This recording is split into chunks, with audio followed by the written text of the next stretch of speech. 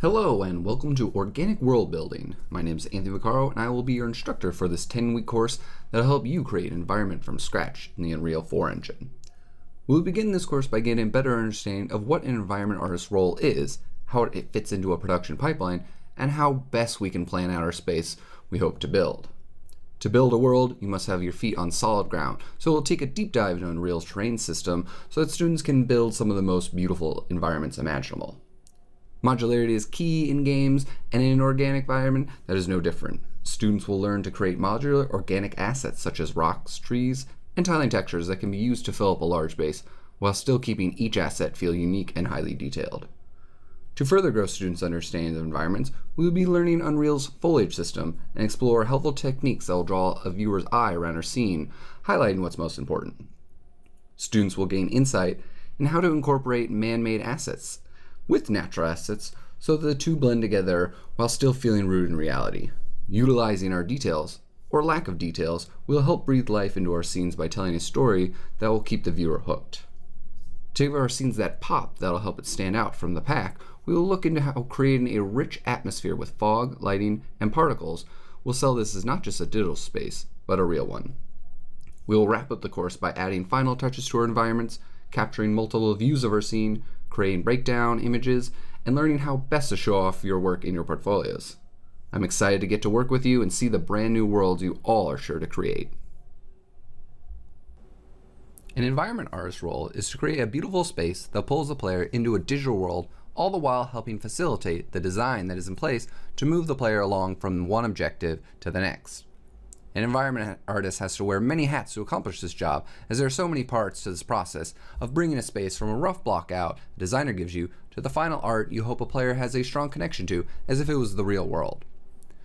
You model assets, create textures and shaders, make collision, build optimized assets with LODs, and assemble sets for animations to play. Most importantly, you will be building the world itself that the player runs around in. On a technical front, you must manage level budgets such as memory, frame rate, GPU, and CPU limits, all the while trying to compose a beautiful space that feels like it's truly inhabited.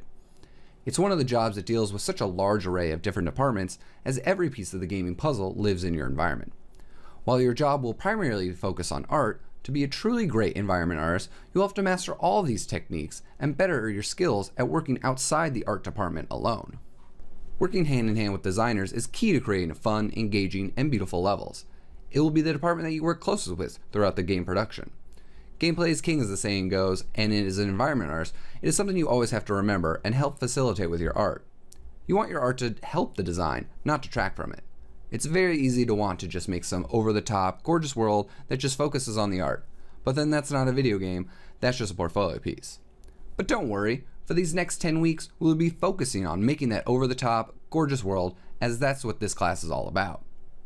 However, since most of you are likely pursuing a career in games, I feel it best to go over these core principles and philosophies, as they will only help you later down the road. I'll sprinkle these tips into my lessons going forward to expose each one of you to good habits and techniques that will help you succeed well after this course is finished. Before we jump into our 3D app or into the Unreal Engine, we want to start ourselves off on the right footing and make sure we have a good blueprint in place. We want to define as much of our environment as we can from the beginning so we know what we really need, and the amount of time it will take us to accomplish our goal, and how to plan accordingly. One of the first and foremost things you want to establish is what your game is. What is the art style? Even for personal projects, I like to think of them as if I were building an actual game. It helps you get into the mindset for the quality level that you need to achieve for your environment. Although extremely popular, not all games are first person, so not all the same emphasis and close-up details that a first-person game would require is needed. Try to think about how close the camera will actually get to your scene. 2D, 3D, and isometric games, while all need different spatial awareness and limitations when building them, are all still environments that can benefit from these same guiding principles.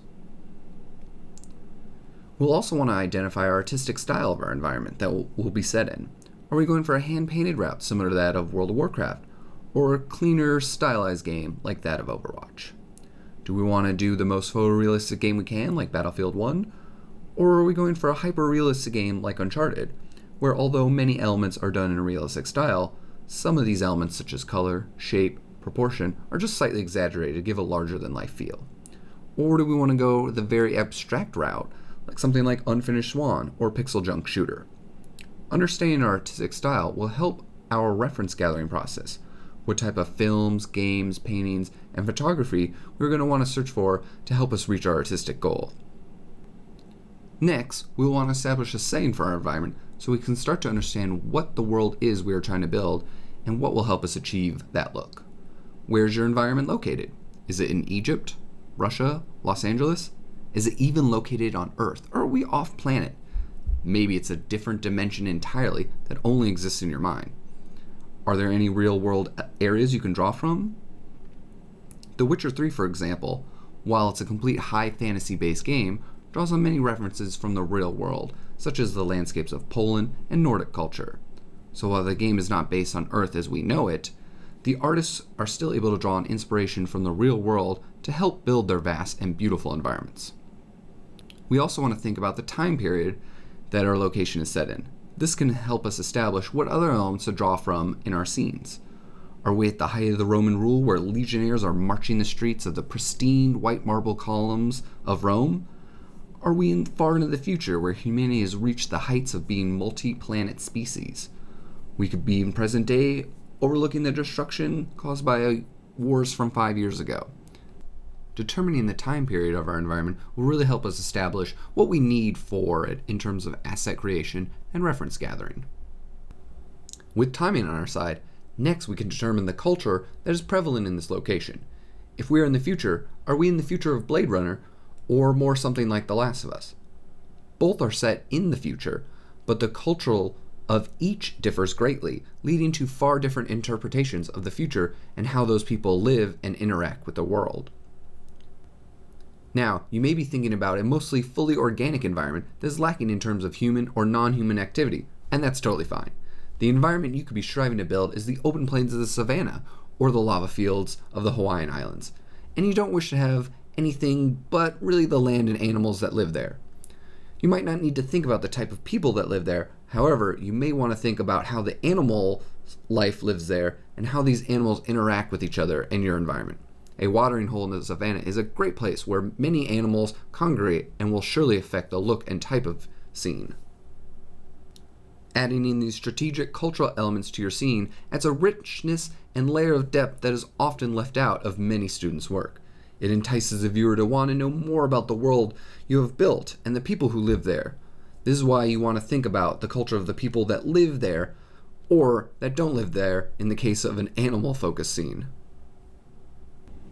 Once we have established a setting, we want to think about POIs, or points of interest.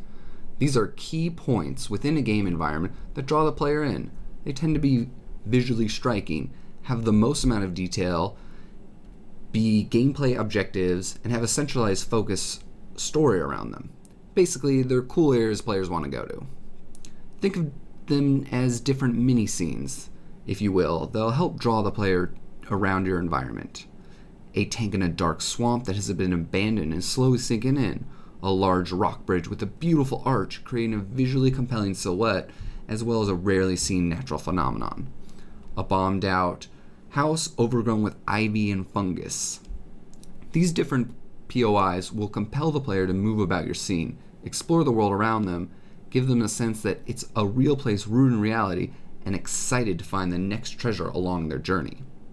When combining all these establishing elements, it'll give us a much better footing to build a compelling space. It will aid us in our reference gathering phase on what we might need to help sell the story of our world, where our points of interest are located, and how they connect to each other. Once we have a good understanding of where, when, and what our environment will be, we can start to gather reference that will help us flesh out our ideas. The great thing about reference is that it can come from anywhere. Films, photography, video games, these are the most common sources of finding reference, but you should not limit yourself there. Classical paintings are a fantastic resource for lighting, mood, color, and composition. You don't need to find something that is an exact painting of what you want, but finding a painting that sells the mood or nails the composition of what you're going for can be a massive help. Books you can easily pick up at your local store are a great place for more reference and inspiration that you might not find online. These can be especially true for architectural elements, as there are a ton of books on the subject, and most not only have great pictures, but detailed breakdown on how things are constructed. Knowing how a building or a temple is constructed can aid you in giving your scene a higher degree of realism that can really help you know which shapes to exaggerate or make more stylized if you're going for a more stylized approach. For Uncharted: The Lost Legacy, I had a book of ancient Indian Hoysala architecture on my desk to refer back to anytime I needed to work on a temple. To make all this reference usable, my general practice while at work is to create a reference board. This board typically has the main concept in the middle, surrounded by supporting reference images breaking down the scene. The main concept could be from one of the concept team, or one I quickly sketch up myself, as on the job you don't often get the luxury of working off a piece of concept art. The supporting reference images break down the different parts of the concept, as well as assets and textures needed for the scene. I keep this image up on a second monitor along with any other images that are big inspiration for my scene, so I can easily refer back to them. We will go more into depth on how to break down reference and find what assets will best serve you in making an organic environment a little later. Before starting the actual blockout phase of building the environment, I find it extremely helpful to take all the reference I've gathered and do some quick thumbnailing or map planning of my environment. This gets the creative juices flowing, and since you're working on rough thumbnails, you can figure out what's working and what isn't in a short amount of time compared to 3D. You don't need to be a concept artist to do this. I know I couldn't be further from that, but being able to quickly sketch out your idea in 2D can really make a sense of the jumbled thoughts and ideas you have swirling around your head. It allows you to work out the composition and shape reads really quickly. You'll want to keep those nice and loose, explore the shapes, and then move on to the next one. Once you have one that is working, you can flesh it out a bit more. No one is looking for a beautiful rendition, but something you and others can wrap your head around to understand your scene is what you're going for. The next helpful thing I find is when planning out your environment, especially a large one, is I like to draw a top-down map of my scene to get a sense of the scale and where my points of interest are located. You can see the flow of your environment from this top-down view, which will allow you to plan out different locations fast and easy. Both these techniques give you a better sense of what your environment will look like, what will be needed where, and how each section flows from one to the next. These are tools meant to give you a good established base, so don't feel locked into them. We'll go over how to really plan a large-scale environment a little later on in this lesson. With your reference by your side and your map in hand, now is the time to lay in some quick 3D block mesh to really get a feel for your space. Starting with a rough block mesh is key to finding if your plan will work in 3D. Jumping right into asset creation will almost always lead to wasted time with assets you don't need, assets that are scaled inappropriately, or need more refinement. It can be extremely difficult when starting a new project to resist the temptation to start jamming on that sweet sci-fi pillar or sculpting on that jagged rock. Based on all my experience, this feeling almost never goes away. But if you give in and abandon planning out your environment, you will surely find that you have to abandon quite a handful of assets along the way as you try to course correct. Laying in super rough shapes gives you an approximation of your environment that can help you find out what works, what doesn't, what needs more space to breathe, and what assets should be your highest priority. This is the groundwork that will serve us well when trying to create a beautiful space. Planning might not be the most exciting and fun thing for everyone, but there's nothing less fun than realizing the assets you spent time making won't work in your scene, or the environment overall just has a really terrible flow to it after you detailed out to high hell. The more you become accustomed to planning things out, the faster you become and the less tedious it can feel. So to recap, you want to define your art style and what type of game you're making. You want to establish a setting such as the location, the time period, the culture, and the story. You want to think of points of interest, things that will draw the player from one area to the next. You'll want to gather up reference, make quick thumbnails, and possibly a top-down map. And then finally, you'll want to block out your environment. These are just some simple things that will help you along your journey to making a really spectacular environment. But for now, let's get ready to jump into actually planning out our scene and the best ways to truly make a spectacular organic environment. Now that we have picked our scene and have begun to gather reference images, we can take those reference images and start breaking them down into smaller chunks that'll help us understand what assets we need and what will help flesh out our world. We're going to do this by breaking everything down so we have a nice gradual transition from each shape to the next. You don't want to just have a massive large rock sitting in the ground and then a few small pebbles around it. That's going to look kind of weird. So what we want to do is we want to transition from large shapes to medium shapes to small shapes. And this is basically PST, primary, secondary, tertiary. We can break down all our assets into these large primary shapes, medium secondary shapes, and small tertiary shapes. They'll give you a nice gradient blend throughout all your environment. Here's an example of a concept we had for Madagascar in Uncharted 4. The tree here, you can see, is the main primary shape. It's large, it encompasses the most square area of the scene. But to blend it out, we wanted to have smaller secondary, medium-sized secondary shapes. These were the saplings, smaller little trees, large bushes. And then to grade it out farther, we went down to tertiary shapes. These were the small bushes, little bits of grass, and small rocks. We use this foliage clustering technique throughout all stages of the environment. Everywhere you would see a large tree, we would try to blend it into the environment using our secondary and tertiary shapes. The large primary shapes don't just have to be trees though. This also works for large rocks. When a large rock breaks off, medium-sized boulders will crack off. They'll fall to the ground around the base of the large cliff face that you have. Once those hit the ground, then they break off into smaller tertiary shapes. You'll always get this really nice transition of going from these large shapes down to these secondary shapes around the base, and then bleed out into these smaller primary shape, or tertiary shapes, excuse me. Now, this technique can be applied on a global scale and a local scale. Here's an example of it on a global scale. From far away, our large granite rock mountains read as our primary shapes. They're these huge encompassing rock mountains. And then our secondary shapes are our large trees, our large boulders, these crack fissures in the earth.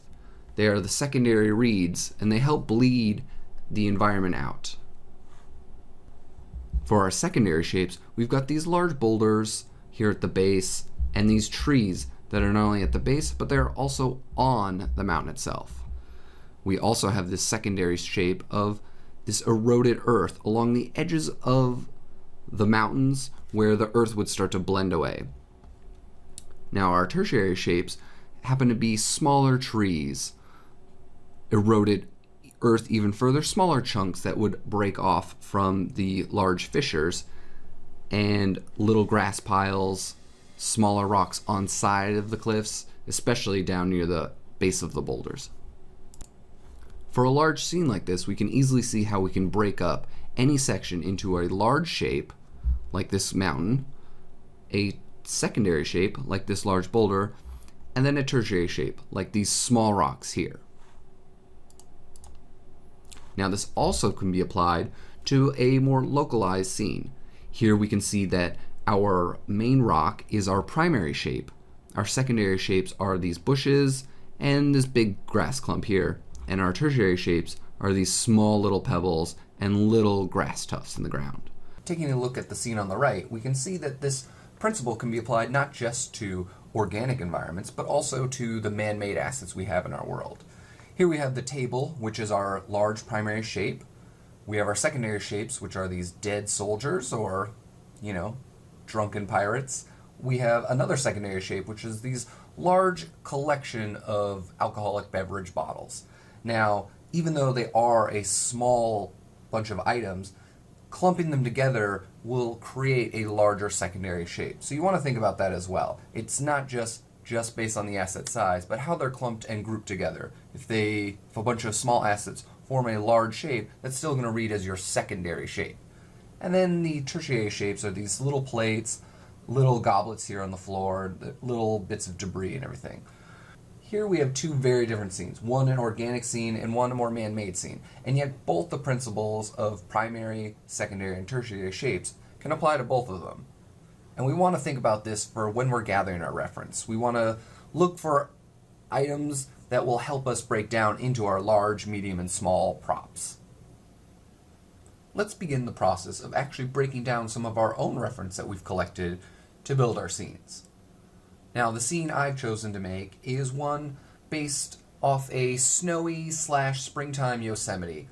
The snow is still on the ground, but it's quickly evaporating to leave some of the grass, some of the flowers to start to spring back up, add some nice pops of color in there. Be very wooded, have a lot of trees, and the man-made elements I'm going for are potentially a bridge, a pioneer log cabin, and a Indian-style teepee. So those are some of the three areas that I want to kind of like focus some story elements on. So now let's just grab some reference here. Here's my reference folder. It's nice to just have everything collected before you begin making a reference sheet or breaking things down. And so we're just going to break down some of these pieces of reference right now. So when we look at this scene, we're trying to look at the main primary shape of what's going on. So the main shape we have here is this giant granite rock. Pretty much covers most of the scene. And so when we're looking for a reference, we can easily break this piece down. It has a lot of very smooth shapes in here, a lot of horizontal cuts, and then a few vertical, really deep recessed ones. So this is our primary shape in this scene here. Now, when we're going into our secondary shapes, we can see that these larger boulder chunks have clearly broken off our main primary granite shape. Again, here are some more of these secondary shapes, quite large boulders, a little bit more nondescript than the smoother, clean shapes here of our primary shape. And then when we come down in here, we can see that these secondary shapes will break down even further into these nice little rock chunks that kind of pepper the ground, fill it up really nicely. Just kind of gives you that sense of, hey, this rock used to be this large granite cliff wall where all these trees are on. Maybe water, erosion, earthquakes have broken these chunks off. They've fallen and smashed into these large boulders. And then from the boulders, they'll deteriorate even further into our smaller tertiary shapes. And we can also look at this scene in terms of our large primary shapes with foliage as well in mind. So our large primary shapes clearly here are these red fern trees. They're quite dominating, and they kind of scale all the way back here. Then for our secondary shapes, we have the much smaller red ferns that are just not as large. We also have some, I believe, maple leaves here. I have to check on that one. But again, these are kind of secondary reed trees. They're not as large as our red fern pines that will be quite dominant, but they're still smaller, and they'll help us bleed out the transition from one shape to the next. And they're kind of really close to the player space. Then when we go into our tertiary shapes, we can see we got some like weed type bushes here. They're kind of all dying, little bits of, leaves kind of sprouting out there, some twigs and sticks. So these will be our smaller tertiary shapes. Again, here's some more dead grass, and here's a bit of living grass. So we're easily breaking these scenes down, figuring out what our primary, secondary, and tertiary shapes are. This will help us out when we're going into our asset list, figuring out what are we going to need. Now let's look at another one. This one's pretty good.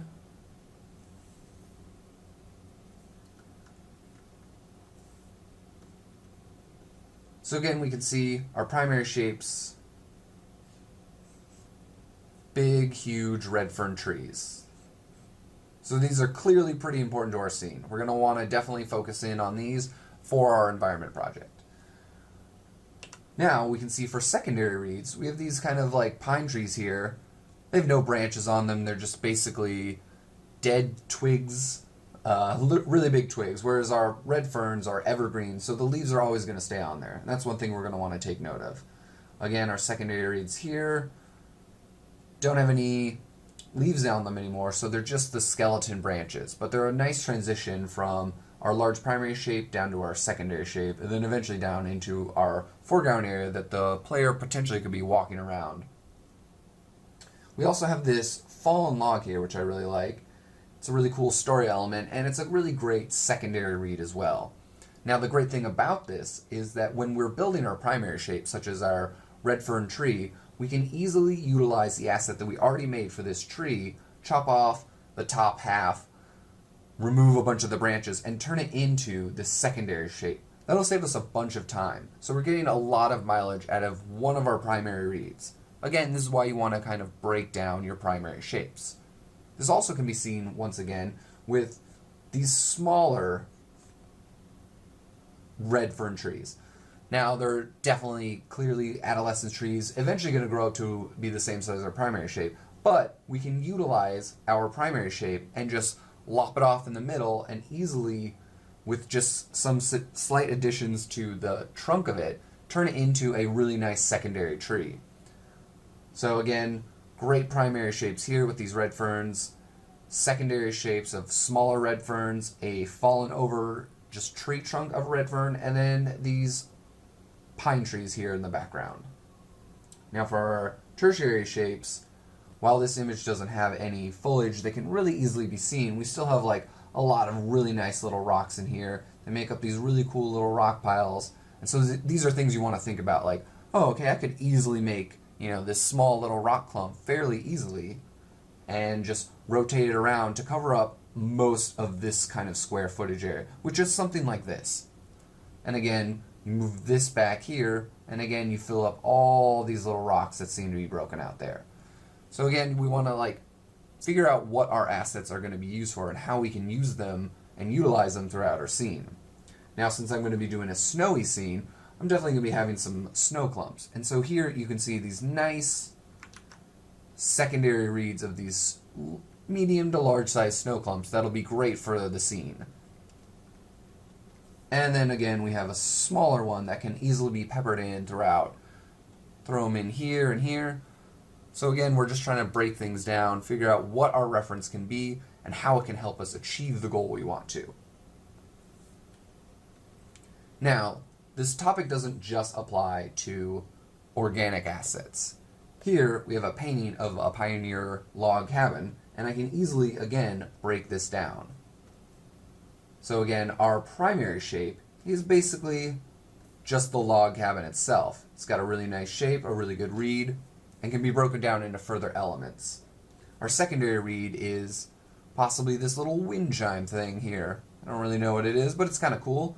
The chimney can also be its own secondary read. It can be broken off, so if we wanted to have a destroyed log cabin, the chimney is generally one thing that's going to kind of stay around for a while, as it tends to be made out of stone. We also have what looks like an extra little addition to the little log cabin here, probably to store wood or cure meat. Now when we want to go and find out our tertiary details, we've got this cool little fence here that kind of goes around the perimeter of the house, adds a little story. Like maybe he's got some chickens that he wants to keep in here. We got some snowshoes and tools that he's using, and even little window accents. So again, we're just trying to break down these big shapes to medium shapes to small shapes. These will all be easy ways to figure out what assets you need. I wanted to take a moment to discuss our class project that we'll be doing over the next 10 weeks. Through this class, we are going to be creating an organic environment in the Unreal 4 engine, which should be pretty obvious given the class name. But I wanted to go over some of the other points that we want to hit throughout this class that I want to make sure each and every one of you accomplishes, so that you can keep these in mind when planning what your environment will be. We're going to want to see reference breakdowns from each student on demonstrating their knowledge of how to break down a piece of reference image into assets that they can use to create a modular organic environment. I'm hoping to see planning examples of how you've planned out your environment through a reference sheet, maps, top-down views, concepts, and a simple blockout. Students will also need to demonstrate their knowledge of the Unreal terrain system as well as the foliage system to help build this environment. Students should also plan to have a heroic rock sculpt. This will be extremely beneficial as it will be a 360-degree rock that can be used many times throughout your environment. It can help build up large sections of any one given space and then blend it out so you can't see the tiling with smaller assets. This rock will also demonstrate your ability to create an asset in either ZBrush or Mudbox and then bake it down. Students will also be required to create at least 2 rocks that utilize tiling textures. Tiling textures are huge when it comes to environment art creation. Not everything can have a unique one-to-one texture, so creating 2 rocks will get you used to the feeling of creating assets that utilize not only tiling textures, but blending textures as well. Students should also look to create 2 versions of the same type of tree. When you create one tree, it can take quite a while. So being able to utilize the original tree you made, changing up the canopy, some of the branches, can help speed you up getting a lot of variation in your environment by creating 2 versions of this same tree. Students should also plan to create 2 points of interest in their scene that can be the focal points for your final renders in your portfolio. We want these to be really nicely detailed out and feel like they have a story and that connect your scene together. Students should also plan to create some man-made assets to incorporate with their organic elements. This will help give students an understanding of how to bridge the 2 together so that they feel connected, even though they are very different. If you're not going with man-made assets and you're going with a fully organic environment, we'll try and look at different ways to incorporate things like how animals would interact with your environment to still give those story moments. You don't want just a flat, boring environment, because those will just get looked over quite quickly. Students will also be required to light their scene in the Unreal 4 engine. Hopefully you can give it a great mood that really draws the viewer in. All students will be required to create high quality renders of their scene. I'm looking for multiple views so you can show that you know how to make a living, breathing environment and not just one shot that's really interesting. In a video game, you're going to be running around an environment, so you can look wherever you want. This is why we want to have multiple views for our high quality renders. We'll also be requiring asset breakdowns, so you can show that you know how to present clean work on how you made your assets. This is a huge benefit when studios are looking to see if you know how to make the assets at the required level that they are seeking. Now, I'd like to give you some project tips to keep in mind for when deciding what your environment can be and how you're going to go about building it. Know your skills. This is a big one. You really should know the quality level that your skills are at right now. People in this class might be coming in who have just gone through the basics, and some might be well-experienced veterans. Now, you want to know your skills so you don't bite off more than you can chew. You can complete this entire class within 10 weeks. I really want to see everyone be able to go from the start of the class to the end. It's never fun when you get to like week 5 and then you have to drop out because you're just like, well, I don't have enough skills to get this done in the time that I planned. So know your skills. That leads into the next point. Keep the scope reasonable. Creating an environment generally takes a lot of time. It might seem pretty easy from the get-go. You're like, oh, I'm gonna place some rocks, I'm gonna throw some trees in there, and then maybe some grass. It's never like this. It always takes a lot of back and forth, a lot of time creating these assets that fill up this world, that makes it feel like it's an actual place and not just 2 rocks and a tree. So keep the scope reasonable. Try and figure out what you can make in 10 weeks. Readjust your scene after your initial block out. Now, everyone has a great idea of what they want to build, and they're gonna be like, this is it, I got it, it's solid.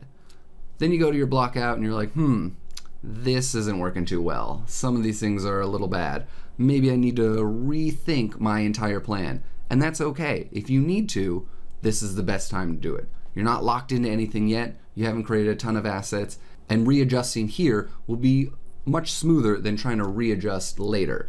It'll also allow you time to see like, hey, can I finish this scene? Can I not? What am I missing? What do I need? Readjusting after your block out will help answer all these questions. So don't be afraid to readjust. Prepare to add to your scene later. As I said before, creating an environment takes a very long time.